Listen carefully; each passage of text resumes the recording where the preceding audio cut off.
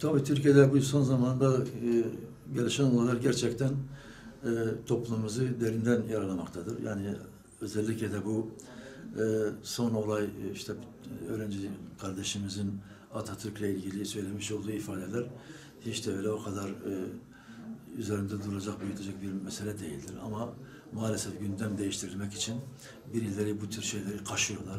Bu yaraları özellikle bu tür meseleleri ortaya atıyor ki ortalık karışsın, gündem değişsin. Ama bu kardeşimizin söylemiş olduğu ifade o kadar infial yaratacak ve insanlar arasında sıkıntıya yol açacak bir ifade değil. Elbette ki bir insan ilah olamaz. O da gereğini söylemiş. Bizim ilahımız birdir, Allah'ımız birdir.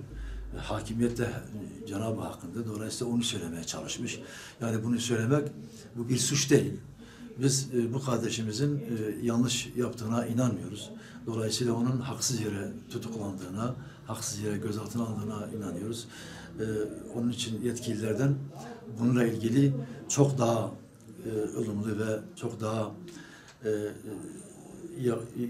yaklaşımcı bir tavır ile bu tür olayların üzerine gitmesini istiyoruz. Çünkü son zamanlarda bu tür olaylar özellikle de ezanın Türkçe okutulmasını istemek, bu zeminde de bunları tartışmak toplumu yavaş yavaş germeye başlamıştır. Bunlar insanları sosyal patlamalara doğru götürebilir. Bundan dolayı siyasi iktidarın bir an evvel bu işe bir önlem, bir tedbir alması lazım.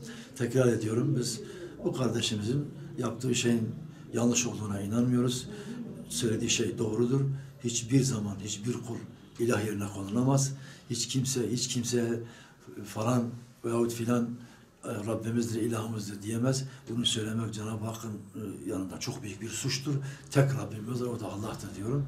Ve bu konuyla ilgili yetkilileri göreve çağırıyoruz.